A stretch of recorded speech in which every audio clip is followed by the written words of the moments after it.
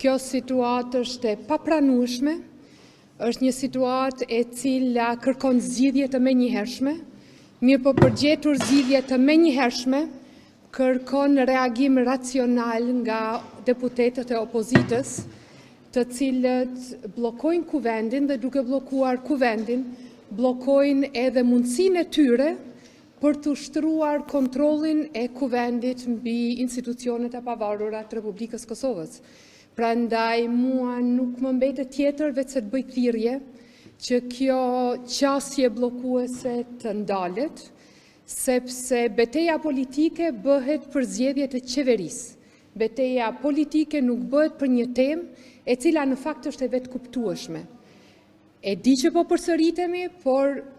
Kushtetuta e Republikës Kosovës ja njeh të drejtën ekskluzive për propozim fituesit të zgjedhjeve, dhe në këtë moment më duket është seanca e 10 ku jemi duke votuar për procedura. Absolutisht nuk kam asnjë informacion për këtë, por i bëj thirrje edhe zonjës Balje, edhe zotit Hoxha që të heqin dorë nga qasja bllokuese, sepse nuk jemi këtu në pazar ku shitemi dhe blihemi. Unë nuk di për pazare të kësaj natyre, unë di që ka pasur biseda të vazhdueshme për t'i vendisuar që duhet marrin pjesë në votimin e kuvendit, dhe edhe çështjen e kërkesës për krye parlamentare kemi diskutuar, por as pak nuk ka qenë i ndryshëm pozicioni i deputetëve të Partisë Guxo nga pozicioni i deputetëve të vetëvendosjes dhe zonjës Kusari për Partinë Alternativa, për shkak se të gjithë jemi të një mendje që një parti e cila ka 3 deputet në kuvend nuk mund të kërkoj pozicionin e dytë në shtet, por që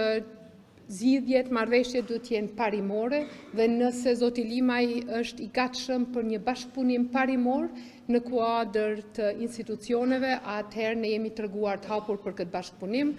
Po tani rikthimi në dialog nuk është i nevojshëm, sepse dialogun ne nuk e kemi ndërprer asnjëherë. Në vazhdimsi Zoran Seni ka qenë edhe në Kosovë, ka qenë edhe në Serbi, ka pasur takime të vazhdueshme me zëvendës kryeministrin Bislimi. Bisedat tona nuk janë dalur asnjëherë, prandaj nuk ka nevojë. Nëse ajo thot rikthimi në dialog, ndoshta e ka fjalën për takimet trilaterale, mirë po jemi larg asaj. Serbia duhet ta dëshmojë për kushtimin e saj në dialog, jo vetëm përmes zbatimit të marrëveshjes së shkurtit 2023, por edhe përmes ekstradimit të Radojčićit. Në vazhdimsi, Vučići ju jep premtime ndërkombëtarëve që do ta arrestojë Radojčićin, mirë po shkuan muaj e muaj, madje shkuan vite dhe nuk ka asnjë lëvizje. Nuk kam asnjë pikë mirë kuptim për të gjithë ata që kërkojnë që Kosova të bëjë lëvizje të mëtejme, nëse nuk janë të gatshëm të angazhohen që një kriminal